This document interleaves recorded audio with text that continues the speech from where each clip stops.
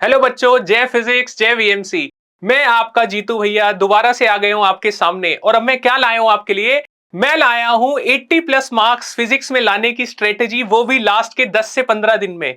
और ये video help करेगी जो बच्चे शुरू से रेगुलरली पढ़ रहे हैं उनको, और जो बच्चे उतने रेगुलर नहीं है बट लास्ट में एज लेना चाहते हैं दूसरे बच्चों से, उनको भी ये वीडियो हेल्प करेगी। और पूरी वीडियो को लास्ट तक देखें ताकि आपको पूरा बेनिफिट मिले। हम स्टार्ट करते हैं बेटा। क्या 80 प्लस मार्क्स फिजिक्स में लाना संभव है 100 में से जेई मेन एग्जाम में? हाँ, बिल्कुल संभव है बेटा। जेई मेन का एग्जाम अब पुराने एआई ट्रिपली के एग्जाम की तरह बहुत मुश्किल नहीं रहा।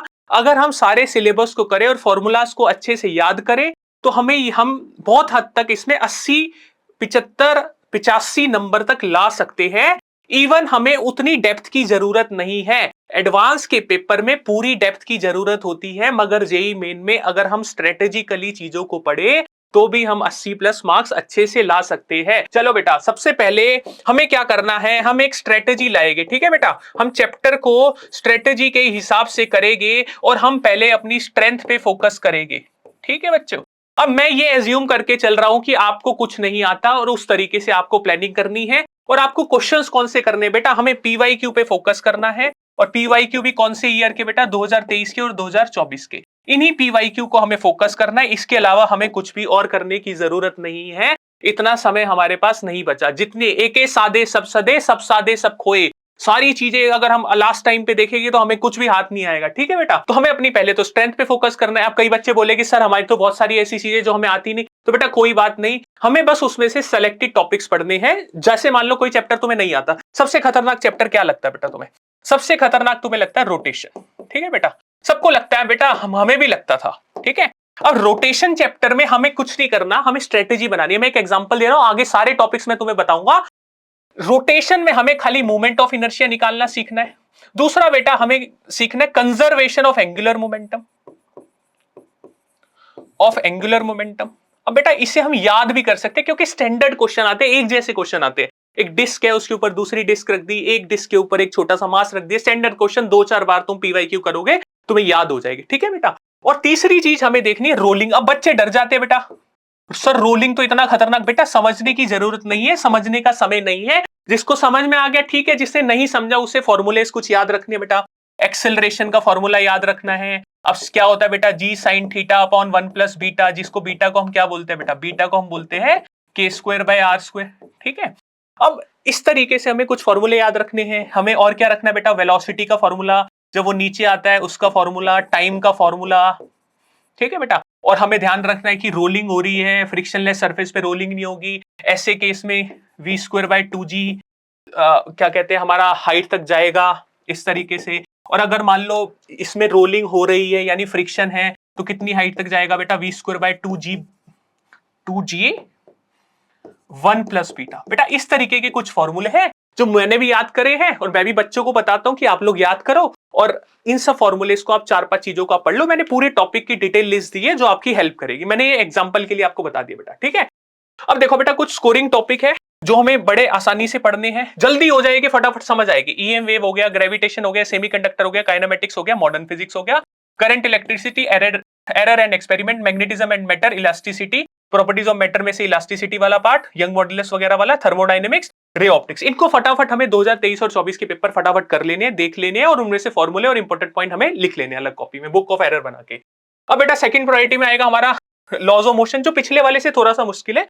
बेटा एसएचएम, वेव ऑप्टिक्स, वेव्स को मैंने एक साथ रखा है क्योंकि इनको एक साथ पढ़ा जा सकता है। साथ में वर्क, पावर, एनर्जी और मोमेंटम। ठीक है। और काइनेटिक थ्योरी ऑफ गैसेस और प्रॉपर्टीज ऑफ मैटर। अब तुम कहोगे सर इतने बड़े बड़े आपने तो सारे टॉपिक लिख दिए। बेटा मैं हर टॉपिक में से सब टॉपिक्स भी बताऊंगा जो जिन पे तुम्हें ध्यान रखना है। आगे चलते हैं बेटा। थर्ड प्रायोरिटी में जो प्राण निकालने वाले क्वेश्चन होते हैं बेटा, प्राण उड़ाऊ क्वेश्चन इसी टॉपिक से आते हैं। पीयूक्यू बोलते हैं जिसे हम, इलेक्ट्रोमैग्नेटिक इंडक्शन, रोटेशन, लिक्विड्स। ठीक है बेटा। अब सबको डर लगता है, डर सबको लगता है, डर के आगे जीत है बेटा। हमें बैठना नहीं है, हमें लड़ना है। आगे बढ़ते हैं बेटा। देखो सबसे पहले तुम्हें क्या करना है, बहुत सारे मॉक टेस्ट देने बेटा। डेली जो है 2 मॉक टेस्ट देने। ठीक है। और हर चैप्टर के फॉर्मूले हमें क्या करना है, रिवाइज करने हैं, डेली रिवाइज करने बेटा। अपने आप से पूछना है, शीशे में देख के अपने आप को बोलना, बता भाई इस चीज का फॉर्मूला। सबसे पहले उठो, बोलो मैं कर सकता हूं, मैं अपनी पूरी मेहनत से एग्जाम दूंगा, बात खत्म। अब जो गया वो गया, अब जितना समय मेरे पास है उसमें मैं पूरी मेहनत करूंगा। अगर तुम ड्रॉपर वाले बच्चे हो बेटा अप्रैल अटेम्प्ट भी आएगा, अगर तुम 12th के बच्चे हो तो बेटा फिर अप्रैल अटेम्प्ट तुम्हारे लिए भी आएगा, बस तुम्हें बोर्ड्स देना पड़ेगा, ठीक है। तो हमें कोई दिक्कत नहीं, कुछ हमने अगर नहीं पढ़ा तो कोई दिक्कत नहीं, अगर हमने अच्छे से मेहनत करी तो रिजल्ट अच्छा आएगा, स्ट्रेस लेने की बात ही नहीं है बेटा, ठीक है। अब तुम्हें उन जब हमें ऐसी चीजों को देखना है कि बेटा स्ट्रेस हमारे से दूर जाए, जब माइंड हल्का होगा तो रिजल्ट भी हमारा अच्छा आएगा बिना स्ट्रेस से दूर होके। अब भैया टेंशन लेके अगर हम एग्जाम देंगे तो स्ट्रेस रहेगा तो हम जो चीज आती है वो भी नहीं कर पाएंगे। तो हमें संभलना है, हो सकता है हमने ऐसी गलती करी हो कि बहुत सारी चीजें हमने मिस कर दी या हमने पढ़ाई में ध्यान नहीं दिया, ठीक है। अगर ऐसा नहीं किया तो बहुत अच्छा है, अगर ऐसा किया है तो भी बेटा स्ट्रेस नहीं लेना आपको, आपके पास अभी भी समय है, जितना भी समय है उसका यूज करेंगे और ये जो आप पढ़ोगे सेकंड अटेम्प्ट में भी यूज होगा। मेरा ये सब चीजें डिलीट हो चुकी है, मैंने एक ही पीडीएफ में डाल दी कि ये सारी चीजें जो है डिलीटेड है, तो इसको हमें करने की जरूरत नहीं है। ये पीडीएफ आपको डिस्क्रिप्शन बॉक्स में मिल जाएगी, ठीक है बेटा। अब आगे चलते हैं, मैंने डाल दिए ताकि तुम्हें वन सोर्स मिल जाए जहां पे सब कुछ लिखा हो। बेटा देखो अब एक एक चैप्टर वाइज पकड़ते हैं क्या क्या करना है। यूनिट डायमेंशन वाले चैप्टर से, let me choose the white colour, unit dimension वाले चैप्टर से हमें डायमेंशनल एनालिसिस आना चाहिए, प्रिंसिपल ऑफ डायमेंशनल होमोजेनिटी आनी चाहिए, ठीक है। वीडियो को बार बार देख के नोट्स बना लो बेटा, क्या क्या टॉपिक पढ़ने हैं।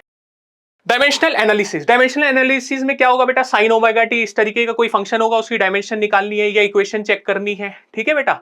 और या फिर क्या करना होगा, हमें कोई ई की पावर में कोई फंक्शन दिया होगा, हमें उसकी उसमें किसी टर्म की डायमेंशन बतानी है, रियल गैस टाइप की इक्वेशन होगी वो डायमेंशन, तो वो डायमेंशनल होमोजेनिटी पीवाईक्यू के क्वेश्चंस में आपको मिल जाएगा। काइनेमेटिक्स में ग्राफ पे ध्यान रखना है बेटा, कौन कौन से ग्राफ पे ध्यान रखना है, वी एक्स ग्राफ पे ध्यान रखना है, ठीक है, ए एक्स ग्राफ पे ध्यान रखना है, ठीक है बेटा, वीटी ग्राफ पे ध्यान रखना है, एटी ग्राफ पे ध्यान रखना है, ठीक है। इस तरीके से हमें सारे ग्राफ्स की अंडरस्टैंडिंग होनी चाहिए। सबसे ज्यादा क्वेश्चन जो होते हैं बेटा ग्राफ पे आते हैं, और अगर normal s equal to u t plus half a t square वाला क्वेश्चन आ जाएगा, यूनिफॉर्म मोशन वाला, एक्सिलरेटेड मोशन वाला, तुम तो निपटा दोगे उसको। मोशन इन 2D में बेटा प्रोजेक्टाइल का ध्यान रखना, प्रोजेक्टाइल के चारों फॉर्मूले याद होने, चारों में हमारा क्या कहते हैं ट्रेजेक्टरी की इक्वेशन पता होनी चाहिए, कॉन्सेप्चुअल क्वेश्चन, हाईएस्ट पॉइंट पे एंगल क्या होता है, हाईएस्ट पॉइंट पे स्पीड क्या होती है, ये सब पता होना चाहिए। और प्रोजेक्टाइल में क्या पूछेगा, रेंज और मैक्सिमम हाइट कहां पे इक्वल होती है, ये बिल्कुल तुम्हें रटा हुआ होना चाहिए, ठीक है। हाईएस्ट पॉइंट पे रेडियस ऑफ कर्वेचर पता होनी चाहिए, हाईएस्ट पॉइंट पे काइनेटिक एनर्जी पूछ सकता है, हाईएस्ट पॉइंट पे मोमेंटम पूछ सकता है, किसी टाइम पे वेलोसिटी पूछ सकता है, वेलोसिटी इनिशियल वेलोसिटी के परपेंडिकुलर कब होती है ये सब पूछ सकता है, किसी टाइम पे एंगल पूछ सकता है, ये सब चीजों की तुम्हें जानकारी होनी चाहिए, बेसिक बेसिक बातें हैं बेटा, ठीक है।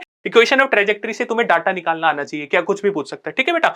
जनरल मोशन का पता होना चाहिए, मान लो कोई इक्वेशन दे दी y equal to a sine omega t, और कोई इक्वेशन दे दी x equal to a sine omega t या ए कॉस ओमेगा टी, तो बोलेगा कैसा पाथ है इसका, ठीक है। ये जनरली पूछा जाता है। यूनिफॉर्म सर्कुलर मोशन के बारे में पता होना चाहिए बेटा, सेंट्रीपिटल एक्सेलरेशन क्या होता है, और नॉन यूनिफॉर्म सर्कुलर मोशन हो तो तुम्हें पता होना चाहिए टेंजेंशियल एक्सेलरेशन क्या होता है, सेंट्रीपिटल क्या होता है, दोनों के बीच में एंगल कैसे फाइंड करते हैं, इस चीज का ध्यान रखना बेटा। आगे चलते हैं फटाफट। बैंकिंग और रोड की जानकारी ने फॉर्मूला पता होगा, काम हो जाएगा, ठीक है। बस इसमें एक चीज का ध्यान रखना, फ्रिक्शन ऊपर लगेगा नीचे लगेगा, इसके बारे में पता होना चाहिए, कब लगता है फ्रिक्शन मैक्सिमम। बेटा एक ब्लॉक है, उस पे फ्रिक्शन को हम ऊपर लेके जा रहे हैं, ब्लॉक को धक्का मार के ऊपर लेके जा रहे हैं, नीचे लेके जा रहे हैं, तो मैक्सिमम और मिनिमम फ्रिक्शन की जो रेंज बनती है उस पे क्वेश्चन आ सकता है, उसका ध्यान रखना है। एनर्जी मोमेंटम बेटा कोलिजन आता है, कोलिजन आता है, बस मोमेंटम कंजर्व करके जेईई मेन के क्वेश्चन हो जाते हैं कोलिजन वाले, ध्यान रखना हमें, ठीक है। आगे चलेंगे बेटा, सेंटर ऑफ मास पे क्या प्रॉब्लम आती है, कटिंग प्रॉब्लम बहुत ज्यादा पूछी जाती है, और एक आदमी प्लैंक पे खड़ा इधर से इधर जा रहा है, कितनी डिस्प्लेसमेंट है ये पूछ सकते हैं। कटिंग प्रॉब्लम बहुत ज्यादा देखिए, मैंने एक डिस्क काट ली बेटा, एक्सीएम वीसीएम एसीएम कैलकुलेशन आनी चाहिए, ध्यान रखना बेटा। रोटेशन एंड रोटेशनल मोशन मैंने शुरू में ही बता दिया बेटा, मोमेंट ऑफ इनर्शिया पता होना चाहिए, और रोलिंग में 4 फॉर्मूले जो है टाइम का, जब नीचे पहुंचेगा वेलोसिटी का, ये सब तुम्हें पता होना चाहिए बेटा। एंगुलर मोमेंटम कंजर्वेशन बता दिया था मैंने, और एंगुलर मोमेंटम भी आना चाहिए, कोई बॉडी कंबाइंड ट्रांसलेशन और रोटेशन में उसका एंगुलर मोमेंटम कैसा, बड़े छोटी छोटी चीजें तुम सीख सकते हो, पूरा कॉन्सेप्ट जानने की जरूरत नहीं है। एक सिंगल केस उठाया कि कैसे कैलकुलेट होता है एंगुलर मोमेंटम, बस टॉपिकल रिवीजन करनी है, पूरी रिवीजन नहीं करनी, टॉपिकल रिवीजन, TOPICAL रिवीजन, ठीक है बेटा। आगे चलते, ग्रेविटेशन में क्या करना है बेटा, सर्कुलर मोशन कर रहे, 4-5 पार्टिकल, 2 पार्टिकल आपस में सर्कुलर मोशन कर रहे, कैसे करेंगे बेटा, जी की हाइट के साथ, जी का डेप्थ के साथ वेरी करेगा। एनर्जी कंजर्वेशन बेटा, एक पार्टिकल को हमने सरफेस ऑफ प्लेनेट से एस्केप स्पीड की आधी स्पीड से फेंका, कितनी हाइट पे जाएगा, -gmm/r+h यूज करके हमें यूज करना है, ठीक है बेटा। फिर हमें केप्लर्स लॉ पढ़ना, V1 R1, ठीक है। एंगुलर मोमेंटम पेरिहिलियन एपिहिलियन पे कंजर्व करते हैं, एरियल वेलोसिटी जो होती है वो कांस्टेंट होती है, T² इज r³ के डायरेक्टली प्रोपोर्शनल होता है, r³ होता क्या है, सैटेलाइट का मोशन, बेसिक बातें बेटा, बेसिक चीजें हमें ध्यान रखनी है, ठीक है। लिक्विड्स में क्या करना है, लिक्विड्स बड़ा खतरनाक चैप्टर लगता है बच्चों को बेटा, तुम्हें सरफेस एनर्जी पढ़नी है, सरफेस टेंशन भूल जाओ क्या होती है, बस तुम याद रखो सरफेस एनर्जी होती है सिग्मा इंटू ए। अभी क्या है 15 दिन है, 15 दिन में कॉन्सेप्ट पे नहीं, खाली हम थोड़ी सी समझ रख के अगर उसको पढ़ेंगे टॉपिकली तो हमारा काम हो जाएगा बेटा। सरफेस एनर्जी, एक ड्रॉप बनाई, कई सारी 64 ड्रॉप से एक ड्रॉप से हमने 729 ड्रॉप्स बना दी, इस तरीके की क्वेश्चन, एनर्जी निकलेगी या कम होगी। विस्कोसिटी का बेसिक फॉर्मूला पता होना चाहिए, F equal to eta a d v by d x, ठीक है बेटा। और एक रिवर वाला क्वेश्चन कर लेना कि ऊपर वाली की स्पीड दी है, नीचे की स्पीड क्या होगी, उसमें वेलोसिटी ग्रेडियंट, ठीक है। एक्सेस प्रेशर बेसिक पता होना चाहिए, 2T बाय आर होता है, 4T बाय आर होता है, ठीक है बेटा। और इसमें जब दोनों को मिला देते हैं, दोनों बबल को, तो बबल डबल बबल बन जाता है, उसकी सरफेस की जो रेडियस ऑफ कर्वेचर होती है वो पता होनी चाहिए। स्टोक्स लॉ में बेटा टर्मिनल स्पीड का फॉर्मूला पता होना चाहिए, और स्टोक्स लॉ में सारे फोर्सेस बैलेंस हो जाते हैं, इस पे क्वेश्चन आ सकते हैं, ठीक है। एफ्लक्स वेलोसिटी पता होनी चाहिए, रूट 2gh, और अगर किसी हाइट पे रखा है तो प्रोजेक्टाइल की तरह उसकी बेटा रेंज निकालनी आनी चाहिए, रेंज मैक्सिमम कब होती है ये पता होना चाहिए, ठीक है। जो मैं बोल रहा हूं ध्यान रखना, इसी से आएगा क्वेश्चन बेटा। कॉन्टिन्यूटी की इक्वेशन हमें पता है, a1 v1 equal to a2 v2, सब तुम लोग कर लोगे। क्यू वैल्यू क्या होती है, वही a इंटू v होती है। फटाफट बोलना पड़ रहा है बेटा, इतनी एनर्जी है मेरे अंदर की, तुम लोगों को मैं अपनी एनर्जी ट्रांसफर करना चाहता हूं ताकि तुम्हारा भला हो सके बेटा। प्रॉपर्टीज ऑफ मैटर में थर्मल स्ट्रेस पढ़ना क्या होता है बेटा, खाली याद रखने लेना फॉर्मूला, उससे ज्यादा कुछ करने की जरूरत नहीं है। स्टेडी स्टेट जरूर पढ़ना कंडक्शन में बेटा। एक रॉड है, उसमें सीरीज पैरेलल जैसे करंट इलेक्ट्रिसिटी, स्टेडी स्टेट में टेम्परेचर का जो ग्रेडियंट होता है वो कांस्टेंट हो जाता है, ठीक है। वो चीज का हमें ध्यान रखना है, बस इतनी सी चीज का ध्यान रखना। अब बेटा टेम्परेचर टाइम का ग्राफ आता है, उसका स्लोप हमें क्या देता है, पीवाईक्यू में तुम्हें मिल जाएगा 23-24 में। एनर्जी का बेटा बेसिक क्वेश्चन करने कैलोरीमेट्री के साथ, ठीक है, कि एक बुलेट थी वो मेल्ट हो गई कैलोरीमेट्री में, इस तरीके के क्वेश्चन करें, ज्यादा डीप कैलोरीमेट्री में जाने की जरूरत नहीं है, ठीक है बेटा। E power E is directly MAC power T power 4 के directly proportional Stefan Boltzmann law, इस पे बेसिक क्वेश्चन आते हैं, ध्यान रखना, गलती नहीं करनी। टी को हम केल्विन में लेते हैं बेटा। Wien's displacement law, lambda b into t is equal to constant, इसका ग्राफ देखना है, इसलिए देखना है कि इसके ग्राफ का एरिया टी पावर 4 होता है। बस सब चीजें इतनी इतनी सी बता रहा हूं बेटा, ये सब काम आएगी तुम्हारे, पक्का। थैंक यू बोलना फिर मेरे को। Kinetic theory of gases confusing लगता है, आरएमएस वेलोसिटी पढ़ लो, मोस्ट प्रोबेबल पर वेलोसिटी पढ़ लो, एवरेज पढ़ लो, इनमें से कौन सी ज्यादा होती है वो देख लो बेटा। मीन फ्री पाथ और मीन फ्री टाइम का जो फॉर्मूला होता है वो उसे याद कर लेना बेटा। एनर्जी कंट्रीब्यूशन किसका कितना होता है, डिग्री ऑफ फ्रीडम में रोटेशन का कितना होता है, पर मोल क्या होता है, पर मॉलिक्यूल होता है, और टोटल कितना होता है, ये चीज ध्यान रख लेना। रोटेशनल वाइब्रेशन, इसके ज्यादा कुछ करने की जरूरत नहीं है, ठीक है बेटा। आगे चलते हैं, थर्मोडायनेमिक्स में क्या करेंगे बेटा, कोई भी हमें पॉलीट्रोपिक प्रोसेस दिया हुआ पीवी पावर ए, वो कांस्टेंट है, ठीक है, उसका हमें सी लिखना आना चाहिए, डायरेक्ट फॉर्मूला होता है, उसको तुम्हें याद कर लेना है, ठीक है। बेसिक ग्राफ के बारे में पता होना चाहिए, कौन सा ग्राफ किस प्रोसेस में होता है, आइसोथर्मल, एडियाबैटिक में, मोनो, डाया, ट्राई और पोली, इनका ग्राफ का एनालिसिस होना चाहिए, किसका स्लोप कितना होता है, एक्सपेंशन में क्या होता है, कंप्रेशन में किसका वर्क डन ज्यादा होता है, पीवी ग्राफ, ठीक है बेटा। उसके बाद बेटा फर्स्ट लॉ का आइडिया होना चाहिए तुम्हें। फर्स्ट लॉ का आइडिया कैसे होना चाहिए, तुम्हें पता होना चाहिए, delta q equal to delta u plus डब्ल्यू, किसमें क्या पॉजिटिव होता है पता होना चाहिए। फिजिक्स में work done by gas positive होता है, ठीक है बेटा। वर्क डन बाय गैस क्यों पॉजिटिव होता है, अब तुम सोचना इसका, ठीक है। एसएचएम में आते बेटा, एसएचएम बड़ा टफ टॉपिक है, मुश्किल क्वेश्चन आएगा तो बड़ी दिक्कत हो जाती है, बट हम सिंपल सी बात करेंगे। के नेट निकालना आना चाहिए, एक स्प्रिंग है, एक ब्लॉक है, दो स्प्रिंग है, वो पैरेलल में होती है, के नेट निकाल के टाइम पीरियड निकालना आना चाहिए, पहली बात। बेसिक इक्वेशन के बारे में पता होना चाहिए एसएचएम की, ए एक्स वी एक्स ग्राफ होना चाहिए, वी एक्स ग्राफ जैसे हमारा एलिप्टिकल बनता है, ए एक्स ग्राफ स्ट्रेट लाइन बनता है, वो पता होना चाहिए बेटा। 2 pi L G effective, second pendulum क्या होना चाहिए ये पता होना चाहिए बेटा, 2 सेकंड का जिसका टाइम पीरियड होता है उसे सेकंड पेंडुलम बोलते हैं। 2 pi root of l by g effective का यूज आना चाहिए, जी इफेक्टिव ट्रेन में पेंडुलम डाल दिया हमने, ठीक है बेटा, पानी के अंदर डाल दिया तो जी इफेक्टिव क्या लेगी वो पता होना चाहिए, बस इससे ज्यादा टेंशन लेने की कोई जरूरत नहीं है बेटा। वेव मोशन में देखो बेटा, वेव मोशन भी एक अच्छा डिसेंट चैप्टर है, डॉपलर वगैरह हटा दिया गया इसमें से, खैर डॉपलर इतना मुश्किल नहीं था, बस स्कोरिंग भी था, ठीक है। इक्वेशन ऑफ वेव पता होनी चाहिए, वेव की डायरेक्शन कैसे निकालनी है, ठीक है, पार्टिकल की डायरेक्शन कैसे पता लगती है स्लोप से, वो हमें पता होना चाहिए बेटा। उसके बाद हमें स्ट्रिंग वेव और वेव जो बेटा इलास्टिसिटी कांस्टेंट से गामा पी बाय रो, किसी गैस में कोई जा रही है gamma r t by m, ठीक है, ये सारी चीजें हमें पता होनी चाहिए। वेव की स्पीड के बारे में पता होना चाहिए, ठीक है, ये ध्यान रखना बेटा आप। टी बाय म्यू, ठीक है, स्ट्रिंग के अंदर अगर मास वाली रस्सी है तो एक्सेलरेशन कांस्टेंट होता है, g/2 लेते हैं, वो तुम्हें पता होना चाहिए। ऑर्गन पाइप में बेटा स्टैंडिंग वेव पता होनी है, स्टैंडर्ड तुम्हें ये पता होना चाहिए, फॉर्मूला पता होना चाहिए, अगर ऑर्गन पाइप है ओपन है क्लोज है, और एक एरर के बारे में पता होना चाहिए बेटा। बिल्कुल सिंपल से याद करोगे ना, तुम्हें पता भी नहीं होगा क्या है तब भी काम हो जाएगा, एग्जैक्टली पता भी नहीं है कि वेव कैसे बन रही है, स्टैंडिंग नहीं, बस दो नोड के बीच की दूरी क्या होती है, दो एंटी नोड के बीच की दूरी λ/2 होती है, इसी का कॉन्सेप्ट से हल्का सा डिराइव करोगे तो आ जाएगा और तुम्हें याद हो जाएगा, ठीक है बेटा।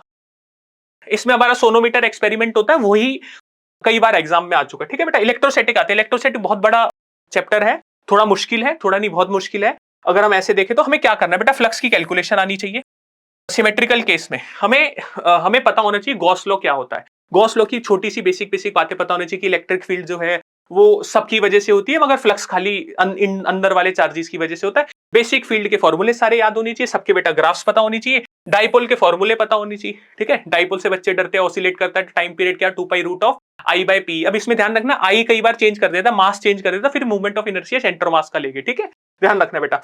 अब मैकेनिक्स और एनर्जी और इलेक्ट्रोस्टैटिक के क्वेश्चन को मिक्स कर देते हैं, दो चार्जेस को छोड़ा, एक चार्ज फिक्स है, एक छोड़ दिया तो कितनी दूर जाके क्या होगा, एक रिंग से एक चार्ज को फेंका, रिंग से सेंटर से पास हो जाए, एनर्जी कंजर्वेशन बेसिक आनी चाहिए बेटा, बिल्कुल बेसिक है, बहुत ज्यादा डेप्थ में नहीं जाना अपने को। ठीक है, लास्ट की 15 दिन है। डीसी सर्किट में क्या करें बेटा, इक्विवेलेंट रेजिस्टेंस आना चाहिए तुम्हें निकालना। ठीक है, मैक्सिमम पावर, पावर क्या होती है बेटा, सीरीज में क्या होती है, पैरेलल में क्या होती है, अगर सेम सेम उस पे लगा दिया जाए, सेम जो उसके लिए बनी हुई है पावर, सेम रेटिंग के लिए और सेम वोल्टेज पे लगा दी जाए तो क्या होता है, जैसे पैरेलल में P1 प्लस P2 होता है, सीरीज में P1 P2 upon P1 plus P2 होता है। ठीक है बेटा, इसका ध्यान रखना है। मीटर ब्रिज पे सिंपल क्वेश्चन आते हैं बेटा, गैल्वेनोमीटर के कन्वर्जन के सिंपल क्वेश्चन है, cell in series and parallel बहुत सिंपल क्वेश्चन आते हैं, बस केवीएल तुम्हें आना चाहिए, टर्मिनल वोल्टेज के बारे में पता होना चाहिए, चार्जिंग में ज्यादा होती है वोल्टेज, ठीक है, और डिस्चार्जिंग में कम होती है। उसके बाद बेटा ड्रिफ्ट स्पीड की बेसिक थ्योरी आती है, एरिया बढ़ा दिया, इलेक्ट्रिक फील्ड का क्या होगा, बेसिक फॉर्मूले, बहुत बेसिक फॉर्मूले। फिर तुम्हें पता होना चाहिए रेजिस्टिविटी, टेम्परेचर डिपेंडेंस क्या होती है, एन ई स्क्वायर टाउ वाला जो फॉर्मूला होता है, m by n e square tau, वो सब पता होना चाहिए। ठीक है बेटा, अब देखो बेटा, कैपेसिटर खतरनाक है, कैपेसिटर में सबसे इंपॉर्टेंट है आरसी सर्किट, स्टेडी स्टेट पे कैपेसिटर पे चार्ज बताओ, सबसे इंपॉर्टेंट चीज बेटा। फिर दो कैपेसिटर, एक चार्ज एक अनचार्ज, दोनों चार्ज इनको कनेक्ट कर दिया, वो वाला इक्विवेलेंट कैपेसिटेंस हम निकाल लेंगे। डाइलेक्ट्रिक डाल दिया, कैपेसिटर कनेक्टेड है, डाइलेक्ट्रिक डाल दिया, जैसे मान लो कनेक्टेड है तो क्या रहेगा, पोटेंशियल डिफरेंस सेम रहता है। तो बेटा जो चार्ज कैपेसिटर है उसमें डाइलेक्ट्रिक डाल देंगे तो चार्ज सेम रहेगा। इस तरीके की बेसिक बातें पता होनी चाहिए, किस चीज पे क्या फर्क पड़ेगा, एनर्जी का लॉस होगा, ज्यादा डिटेल में हमें नहीं जाना। मैग्नेटिक इफेक्ट ऑफ करंट में बेटा बेसिक मैग्नेटिक फील्ड कैलकुलेशन आनी चाहिए, सेमी सर्कुलर आर्क हो गई, ठीक है, इनफाइनाइट वायर, दो पैरेलल वायर्स के बीच में फोर्स के बारे में पता होना चाहिए, और आईएलबी और मैकेनिक्स, एक रॉड है उसमें से करंट जा रहा है, एमजी नीचे लग रहा है, आईएलबी उसको बैलेंस करेगा, इस तरीके के क्वेश्चंस तुम्हें आने चाहिए। और रेडियस सर्कुलर पाथ की पता होनी चाहिए बेटा, और जब हम हेलिकल पाथ में घुमाते हैं उसकी पिच वगैरह पता होनी चाहिए, फोर्स बिटवीन वायर्स पता होनी चाहिए, आईएलबी मैकेनिक्स के साथ मिक्स करेगा, स्टैंडर्ड फील्ड की कैलकुलेशन आनी चाहिए, ज्यादा टेंशन लेने की जरूरत नहीं, इससे काम हो जाएगा, दो दो तीन तीन क्वेश्चन एक एक टॉपिक के करेंगे, हमारे कॉन्सेप्ट बन जाएंगे बेटा। ठीक है, मैग्नेटिज्म एंड मैटर बेटा, इसकी मैं रिकमेंड करूंगा एक बार एनसीईआरटी की रीडिंग कर लेना, ज्यादा कुछ करने की जरूरत नहीं है, प्रॉपर्टीज पता होनी चाहिए, किसकी क्या होती है, फेरोमैग्नेटिक, पैरामैग्नेटिक, डायमैग्नेटिक की क्या प्रॉपर्टी होती है। ईएमआई में बेटा आरएल सर्किट लेके स्टेडी स्टेट पे, जैसे आरसी सर्किट होता है वैसे आरएल सर्किट स्टेडी स्टेट पे होता है, उसके बारे में स्टडी करेंगे। ट्रांसफार्मर पे बेसिक क्वेश्चन आते हैं बेटा, म्यूचुअल इंडक्टेंस कैलकुलेशन पे क्वेश्चन आते हैं, इस तरीके के क्वेश्चन आते हैं, एक बड़ा लूप है एक छोटा लूप है, ठीक है बेटा, इसका साइज बहुत कम दे देंगे, ये तुम सब लोगों ने क्लास में कर रखा है, पीवाईक्यू में म्यूचुअल इंडक्टेंस कैलकुलेशन के क्वेश्चन आते हैं। मोशनल ईएमएफ में बेटा एक तो रॉड वाला क्वेश्चन करना है हमें, ठीक है, कि इसको सेल से रिप्लेस कर देते हैं, ठीक है, इतना रॉड इधर जा रही है, मैग्नेटिक फील्ड अंदर की तरफ है, ठीक है, और एक बेटा रॉड घूम रही है ये वाला, बस इसके अलावा कुछ और करने की जरूरत नहीं है, बस ये ध्यान रखना है बेटा, इसमें थोड़ा सा ट्रिकी बना देगा कि इसको यहां हिंज कर देगा, फिर क्या करना है, ठीक है। आगे चलते हैं बेटा, एसी में एलसीआर पढ़ना है, रेजोनेंस पे सबसे इंपॉर्टेंट, पावर निकालनी आनी चाहिए एसी में, ठीक है। वॉटलेस करंट क्या होता है, आईआरएमएस साइन फाई, उसके बाद आरएमएस एवरेज वैल्यू ग्राफ देख के बतानी चाहिए, और हमें पता होना चाहिए इंटीग्रेशन करके, क्योंकि तुम मैथ्स में इंटीग्रेशन जानते हो, आराम से निकाल सकते हो बेटा, ठीक है। ईएम वेव में एनसीईआरटी पढ़ लो बेटा, पीक वैल्यू निकालनी है किसी पॉइंट पे, इक्वेशन बतानी है, इक्वेशन किस डायरेक्शन में जा रही है, सेप वाला फॉर्मूला जो होता है s is equal to e vector cross b vector वाला,